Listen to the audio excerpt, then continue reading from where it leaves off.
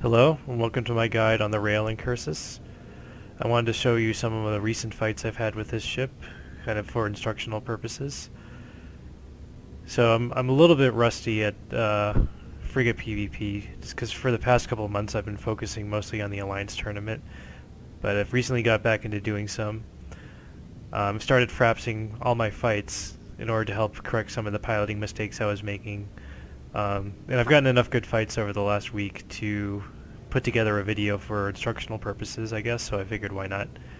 So hopefully you enjoy it. You'll hopefully learn something, or you can just criticize my piloting. It's all good. So this is the Rail Incursus. It is a ship which is very good at 1 versus 1 frigate duels in faction warfare low-sec. It's a very strong scram kiting ship. I think one of the best scram kiting ships among the T1 frigates. What makes it strong is that at the edge of scram range it does quite a lot of DPS. The optimal range of its railguns are conveniently right at the edge of scram range almost. And it also gets a nice bonus to its active armor tank. So, I mean, the combination of those two basically means that just in a pure DPS race that happens at the edge of scram range, this ship will most likely win. I mean, more often than not it will win.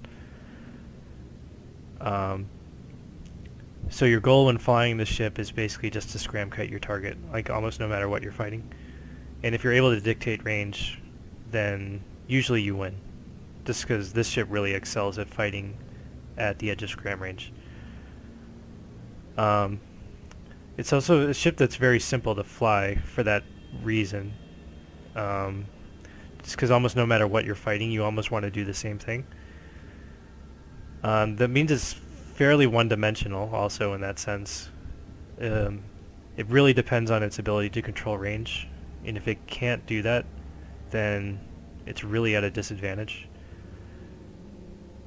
It's especially weak against fast brawling ships that can get under its guns, because small rails don't really track very well at close range.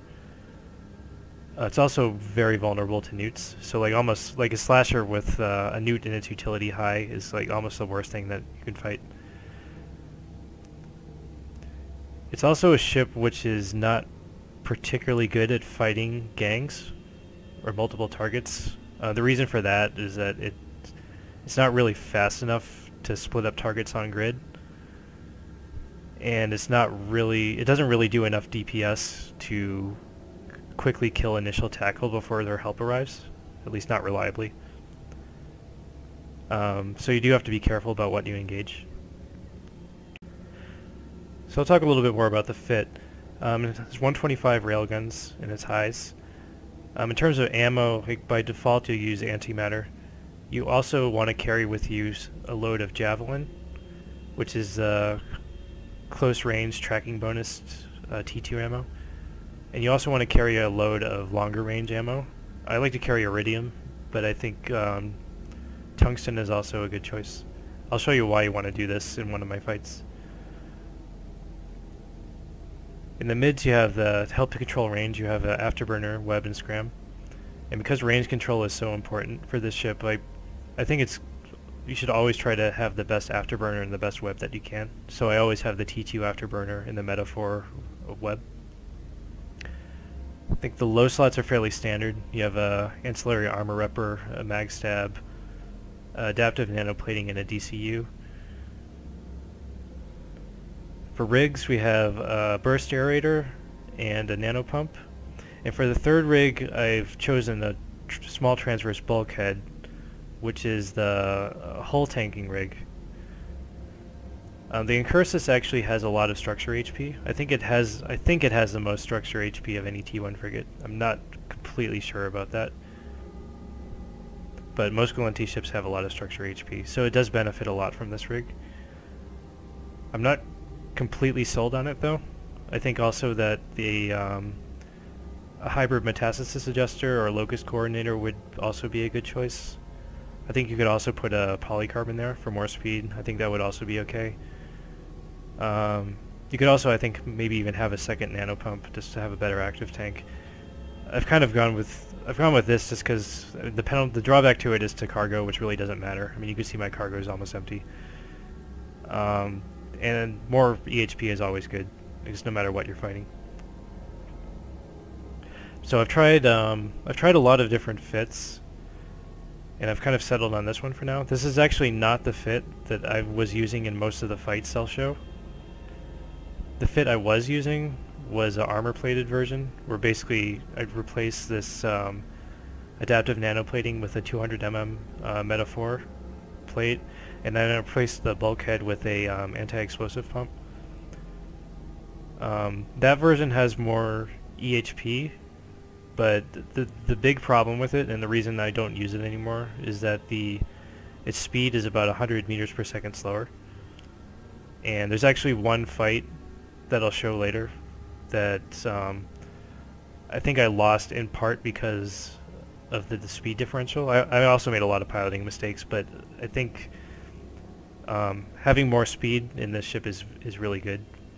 Just because otherwise, if you're really slow, then your ability to dictate range is compromised. Okay, so let's look at a couple of fights now. So any fight where you land your scram in your web and your opponent doesn't have an afterburner in a web, it automatically means you control range. So this slasher, for example, that I'm fighting hasn't got a web, so I'm able to control range against him fairly easily. And slashers don't really do very much damage, so even though I'm TD'd at this range, I'm still out damaging him fairly handily. I kind of make a mistake here in getting closer to him because I think that because I'm TD'd I need to do that, but that's actually a pretty big mistake on my part, I think. And you can see here I'm being neuted, so I just have to abandon that whole idea anyway. I kind of thought that I could kill him faster that way, but like I said, it's a mistake. It really just plays into his hands, and there was really no reason for me to do that. See, I'm still hitting him fairly well, even though I'm TD'd. And once he runs out of shield, charges for his shield booster, he goes down fairly quickly. So I win that fight. That fight's fairly easy just because I'm able to control range. Otherwise, a fight against a slasher who has a web can actually be extremely difficult. Especially if they also have a newt.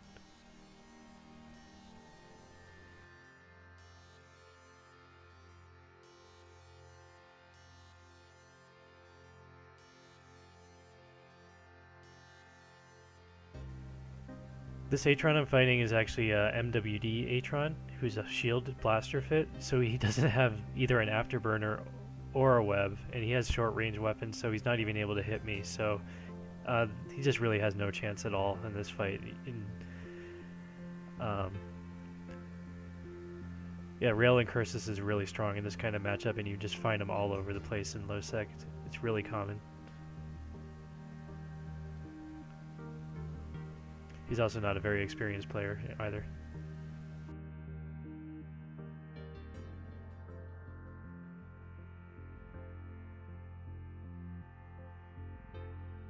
Taking this gate into a Punisher. A Punisher is something you should never be afraid of fighting, just because they only have 2 mid slots, so they can't fit both a web and a scram, and they're fairly low base speed anyway, so they really have no chance of controlling range against you.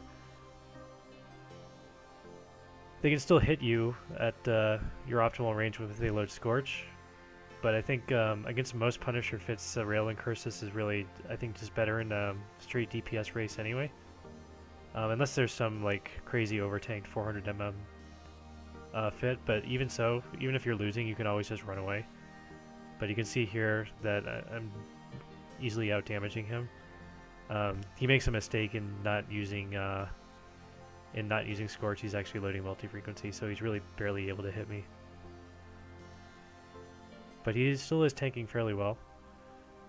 Punishers are pretty well known for their tank.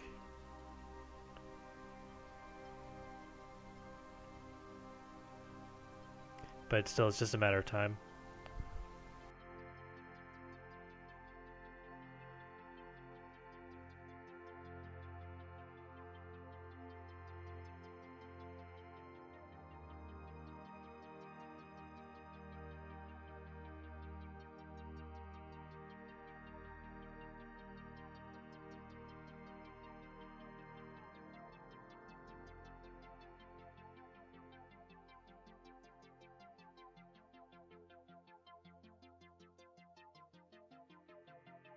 Now this Tristan who warps in against me is he's actually a triple new Tristan, so he hasn't got a web, so again I have range control.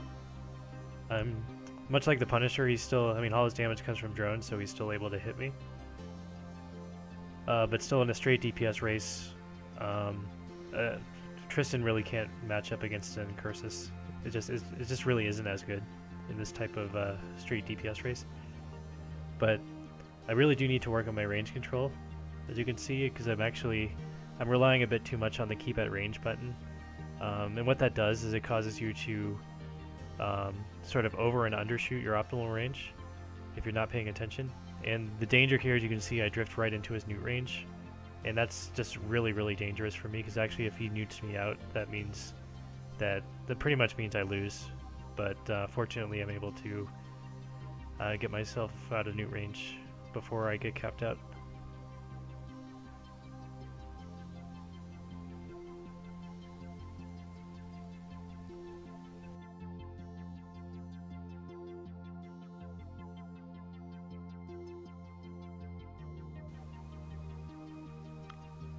Kestrel is a matchup that I think can kind of go either way.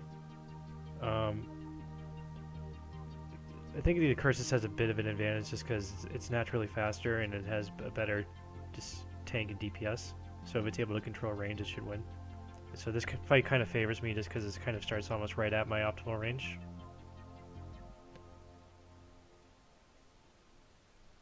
What the Kestrel should be doing is to try to establish a tight orbit, so that he can get under my guns whilst he still applies his full DPS. But I think an advantage of the Rail Incursus is that when people see you on D-scan, they kind of expect you to be fit with blasters. So they try to scram kite you, but which is obviously a very big mistake, because actually this fight's really just isn't close at all.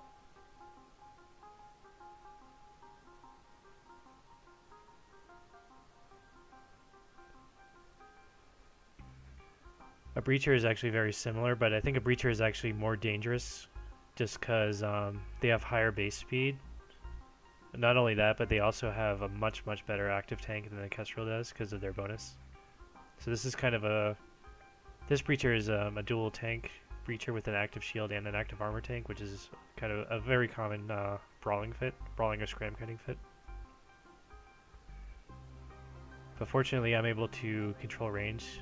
If he had gotten a tight orbit, I would have no chance. But he also makes a mistake in using rage rockets, and I think he doesn't have the missile projection skills trained up all the way because he's not really able to hit me.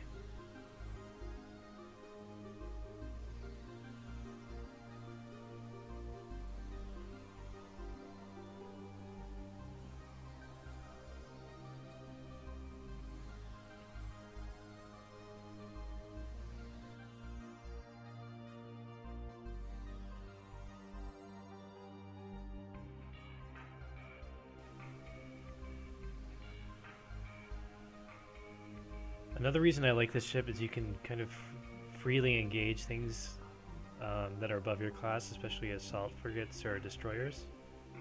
So if you see something like a wolf is a great example, you should always just go for it, just because if you're losing, you can always just run.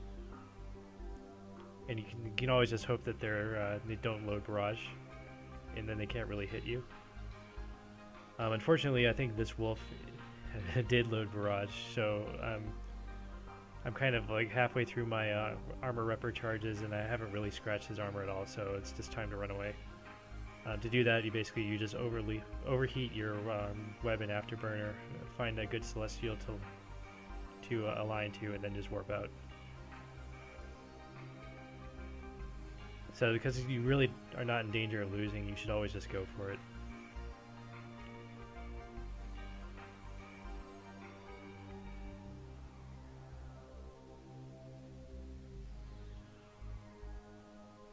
It's kind of similar story against the Thrasher. Very seldom do they load barrage, especially if they're sitting inside a plex like this. So as soon as you can control range, then you can usually out damage them. So here's actually hitting me pretty hard, but as soon as I'm able to get out of the optimal range of his guns, it actually goes pretty well for me. This is actually a shield Thrasher. so he hadn't got a web.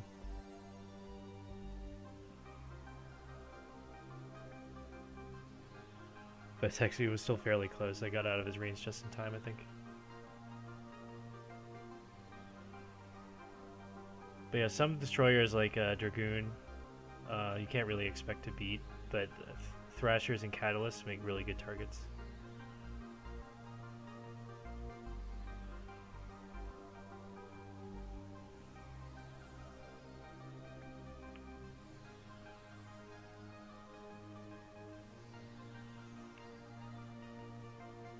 This is another Thrasher, very similar to the last fight. I just found him in a Plex.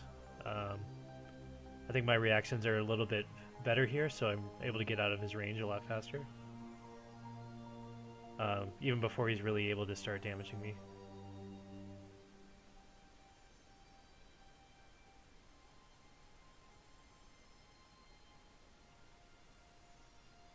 But yeah, unless they load Barrage, they can't really beat you at this range. And even if you think you're losing, like just like at the wolf fight, you can just run away.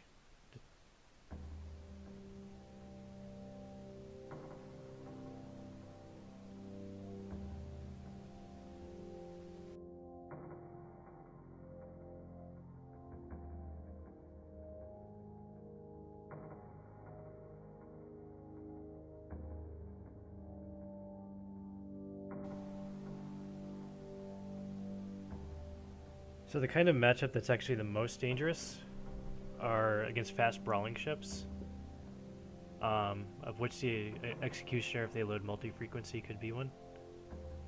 But like I said, one advantage of the Rail Incursus, I think they're much less common than either Blaster Fits or Dual Rep Fits.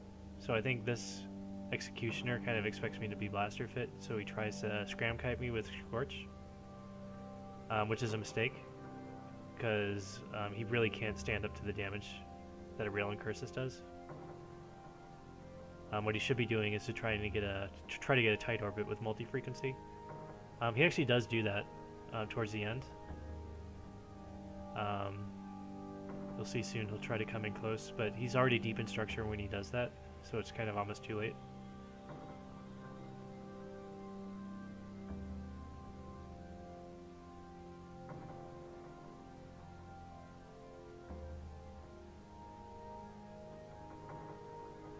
So here now he's starting to get close. And now I'm having a lot of difficulty tracking him. Just because he's so much faster than me. So what you want to do in this situation is you just double click in space.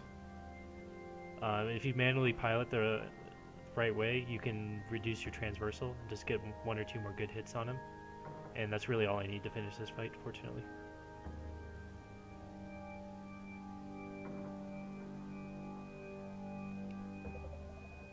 So this is another similar fight against much tougher opponent. This is a Firetail. So what you want to do here is you want the fight to start in overheated web range, so that he has to spend as much time as possible burning to get into his range. I mean, all the while you're just applying your full DPS with railguns. Unfortunately, I lose this fight. I make a couple pretty big mistakes. I mean, there's no way I could keep him away from me forever just because he's so much faster than me. But I think my heat management is pretty bad. I should have been heating my Afterburner from the very beginning. I keep my web overheated for too long. Once he gets close to me.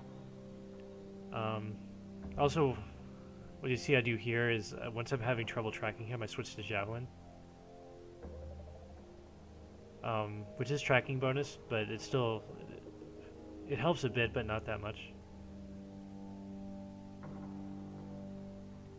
You can see I'm still having difficulty hitting him, although I think I still have a chance of winning this fight. But my biggest mistake is just my heat management's not very good. I should be manually piloting a little bit better here. Also, another thing you can try to do is to toggle your web on and off. Sometimes that makes their orbit a bit more elliptical, so that you can get a couple good hits on them. That could have helped a lot, but there's my biggest mistake. I actually burned out my I burned out my afterburner and my web.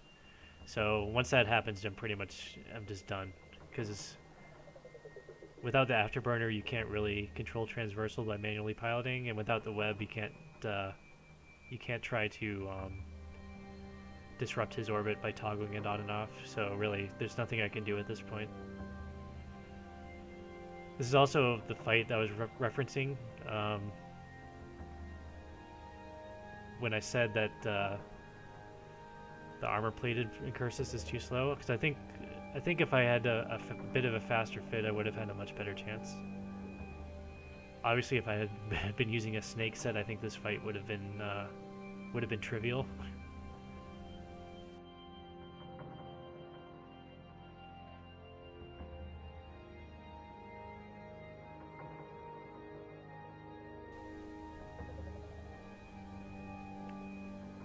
So here's one more fight here against a Tristan. I wanted to show you what to do against MWD kiting ships. So you can see right away, this Tristan is an MWD fit, which is extremely common. So what you want to do here is you switch to iridium ammo. And you can usually match their DPS this way. Sometimes if you're lucky, you can actually kill them if they're not paying attention. You can see I tried to slingshot him here and it kind of failed pretty badly. It's pretty hard to slingshot an MWD ship and an afterburner ship, but I think if I had timed it a bit better, I could have gotten him. But at the very least, in a matchup like this, you won't really lose. I mean, you can usually just force them to run away, which is what happens here.